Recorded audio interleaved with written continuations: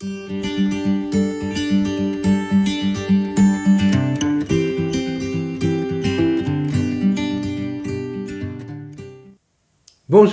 heureux de vous retrouver une nouvelle fois pour ce temps autour de la parole du Seigneur, un café à la fois. Alors aujourd'hui, avant de voir ensemble notre texte du jour, j'en profite parce que j'ai peut-être un petit peu moins de choses à vous dire dans cette méditation que les autres fois. J'en profite donc en introduction pour vous dire que nous arrivons doucement mais sûrement vers la fin de cette étude de l'évangile de Marc, puisque ces temps de un café à la fois servent à cela. Voilà, on n'est pas loin du 90e numéro d'un café à la fois, et il nous reste 2 chapitres à voir ensemble dans l'évangile de Marc. Donc, suite à cela, les cafés à la fois vont cesser pour un temps. Bien entendu, je prie, si vous saviez comme je prie, pour que si un café à la fois cesse, que vous, de votre côté, vous ayez eu à cœur de développer cette communion avec le Seigneur depuis chez vous, tous les jours, en cherchant à vous nourrir de la parole de Dieu, en mettant cela en place tous les jours, dans votre quotidien, et dès le matin, un petit peu comme ces temps que nous prenons en ce moment, ensemble. C'est vraiment là l'objet de ces cafés à la fois. Voilà pourquoi ils existent, pour nous donner soif de la parole de Dieu et nous permettre de réaliser qu'on ne peut pas s'en passer et qu'on en a réellement besoin tous les jours. Alors, si ces cafés à la fois vont bientôt terminer, combien je vous encourage à continuer chez vous, à lire la parole de Dieu, peut-être de façon systématique, c'est-à-dire comme on l'a fait. Vous prenez un livre de la Bible, par exemple l'évangile de Luc, et vous commencez chapitre 1er, le lendemain chapitre 2, le surlendemain chapitre 3, etc. Et on continue comme ça. Voilà, un chapitre après l'autre, que le Seigneur puisse toujours être votre partage, votre nourriture. Alléluia. Alors, qui sait, peut-être que ces cafés à la fois vont revenir, peut-être même plus vite que prévu, je ne sais pas, ça dépend surtout du contexte sanitaire aussi, qui est encore en pleine évolution. Hein. Et donc, je suis aussi à l'écoute non seulement de ce contexte sanitaire, mais davantage encore du Seigneur, pour savoir ce qu'il attend de moi. Parce que c'est bien et bien le Seigneur qui m'a demandé de mettre en place ces cafés à la fois pour nous. Et donc j'étais content de le faire, je suis content de continuer de le faire encore. Et puis si le Seigneur me demandera de recommencer, eh ben je le referai avec le plus grand plaisir. Voilà. Je suis aussi à l'écoute de vos commentaires. Donc si vous avez des choses à me suggérer, des choses à dire, n'hésitez pas en commentaire à ces vidéos d'écrire ce que vous avez à dire. Je les lirai et j'en tiendrai compte. Voilà. Gloire à Dieu. Alors aujourd'hui, nous revenons dans le même texte qu'hier. Nous sommes donc dans l'évangile de Marc au chapitre 14, les versets 66 à 72. Nous allons relire ensemble le reniement de Pierre. Et donc je lis pour vous. Pendant que Pierre était en bas dans la cour, il vint une des servantes du souverain sacrificateur. Voyant Pierre qui se chauffait autour d'un feu dans la cour du souverain sacrificateur, alors cette servante regarda Pierre et lui dit « Toi aussi, tu étais avec Jésus de Nazareth ?» Il le nia, disant « Je ne sais pas, je ne comprends pas ce que tu veux dire. » Puis il sortit pour aller dans le vestibule et le coq chanta. La servante, l'ayant vu, se mit de nouveau à dire à ceux qui étaient présents « Celui-ci est de ces gens-là. » Il le nia de nouveau. Peu après, ceux qui étaient présents dirent encore à Pierre « Certainement, tu es de ces gens-là, car tu es galiléen. » Alors il commença à faire des imprécations et à jurer « Je ne connais pas cet homme dont vous parlez. » Aussitôt, pour la seconde fois, le coq chanta, et Pierre se souvint de la parole que Jésus lui avait dite avant que le coq chante 2 fois « Tu me renieras 3 fois. » Et en y réfléchissant, il pleura amèrement. Amen. Alors revenons à cette question dont nous avions déjà répondu hier. Pourquoi Pierre a-t-il été amené à renier son Seigneur, à renier Jésus-Christ? Alors on a vu une réponse hier, j'aimerais vous en proposer une autre aujourd'hui, qui nous sera bien utile à nous pour nos propres vies. Il est des chemins que le Seigneur nous demande de ne surtout pas emprunter. Il est des chemins à éviter. Et Pierre était à un endroit où Jésus ne voulait pas qu'il soit. Alors déjà, dans le passé, Pierre n'avait pas cru Jésus quand il lui avait dit que tous allaient le renier, Pierre, lui, a dit « Mais non, moi, je ne te renierai pas ». Rappelez-vous, au chapitre 14 et au verset 31, un peu plus tôt.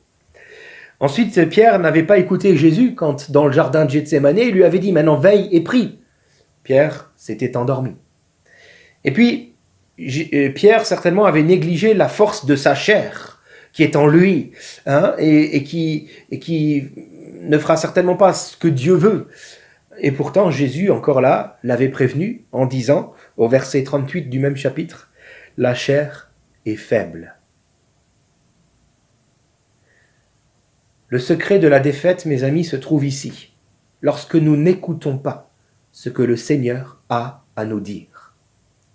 Alors nous allons emprunter des sentiers que nous ne devions pas emprunter. Alors comme Pierre, nous allons nous retrouver à un endroit où nous ne devrions certainement pas être. Lorsque nous ne sommes pas prêts à écouter et à accepter la vérité, parce qu'il y a une différence entre écouter et accepter. Je peux venir à l'église le dimanche, écouter la parole de Dieu, et ensuite l'oublier dès le midi quand je rentre chez moi. Si je ne suis pas prêt à écouter et à accepter la vérité, alors je vais malheureusement devoir vivre, un peu comme Pierre là qui pleura amèrement, je vais devoir vivre d'amères expériences. J'ai noté ce que nous ne voulons pas apprendre avec le Seigneur en acceptant humblement sa parole. Nous aurons à l'apprendre douloureusement en ayant affaire avec l'ennemi de nos âmes. Jésus avait dit à Pierre, « Tu ne peux pas maintenant me suivre où je vais, mais tu me suivras plus tard. » Mes amis, c'est tenter Dieu et courir le risque de le renier que de nous placer volontairement dans un lieu, dans une atmosphère ou dans des circonstances où il nous est difficile, voire impossible, de confesser le nom de Jésus-Christ. Un peu comme Pierre qui se retrouve là dans la cour du souverain sacrificateur et qui n'a pas pu confesser le nom de Jésus. C'est tenter Dieu que de courir le risque de nous placer volontairement dans des situations similaires. Pierre s'est mis autour d'un feu de fortune qui était placé là dans la cour du temple, dans la cour du souverain sacrificateur, pardonnez-moi. Il s'est placé là autour de ce feu avec d'autres qui ne croyaient pas en Jésus, qui ne le suivaient pas. Automatiquement, il n'a pas pu confesser le nom du Seigneur. Mes amis, il est des feux dans ce monde que l'ennemi de nos âmes voudra bien nous proposer de nous réchauffer autour de ce feu-là, afin que ce feu-là de ce monde vienne détruire le feu de Dieu dans nos cœurs, le feu du Saint-Esprit. Très simplement, j'aimerais rappeler, si on a des problèmes avec l'alcool, nous ne devons pas nous rendre à des bars. Si on a des problèmes avec les femmes, on ne doit pas sortir la nuit dans les rues d'une ville ou nous connecter sur Internet tard le soir, si vous voyez ce que je veux dire. Si on a des problèmes avec la solitude, qu'on est seul, qu'on n'est pas marié, qu'on est seul et qu'on souffre de cette solitude, alors, au risque de choquer certainement quelques-uns, mon ami, si tu es chrétien et que tu es seul et pas marié, ne te lie pas d'amitié avec un sexe opposé. Parce qu'alors tu te mets en danger. Non. Prie, cherche ton Dieu et il saura ramener Ève vers Adam. Alléluia.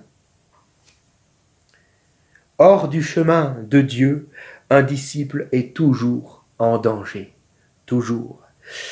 Alors, c'est vrai pour les situations de nos vies, comme j'ai pu vous en donner quelques exemples, mais c'est vrai aussi pour notre service dans l'Église, notre service chrétien, que ce soit dans l'Église ou que ce soit dans ce que Dieu attend de nos vies. Est-ce que je suis sur le chemin de Dieu ou est-ce que je fais ce que moi je veux faire? Mes amis, il est important de connaître ce que Dieu attend de nous, sans quoi nous sommes en danger. Notre vie spirituelle, notre engagement, notre consécration à suivre le Seigneur est en danger. Si nous nous bornons à faire ce qui nous semble bon à nous. Mon ami, laisse-moi te rappeler que dans ton église, le Seigneur a prévu un endroit, une place qui porte ton nom. Assure-toi d'y être et de ne pas être passé à côté. Sinon, tu es en danger et tu ne pourras pas t'épanouir et tu chercheras à t'épanouir ailleurs. Voilà le danger. Alors, cette petite méditation est là pour nous rappeler aujourd'hui qu'il est des chemins qui sont des pièges et que le Seigneur nous appelle à éviter, afin que nous puissions rester consacrés, attachés, pour éviter, comme Pierre, de pleurer un jour amèrement. Puissions-nous être à l'écoute de la vérité, afin de ne pas expérimenter de malheureuses épreuves. Alléluia. Seigneur, merci pour ta parole. Merci parce qu'aujourd'hui, tu nous rappelles que ce qui compte réellement, c'est de faire ta volonté. Alors nous voulons être à ton écoute. Je prie pour ceux qui écoutent et qui se posent la question, est-ce que je fais vraiment ce que Dieu veut? Seigneur, je prie donc que tu viennes leur parler, que tu viennes leur confirmer ou non qu'ils sont réellement là où tu les attends, Seigneur, et qu'ils ne sont pas là où tu ne veux surtout pas qu'ils soient. Puisses-tu, Seigneur, parler à chacun, puisse chacun chercher ta face de tout son cœur, afin de pouvoir t'entendre, car tu le dis toi-même, cherchez et vous trouverez. Amen. Que Dieu vous bénisse, mes amis, et à demain.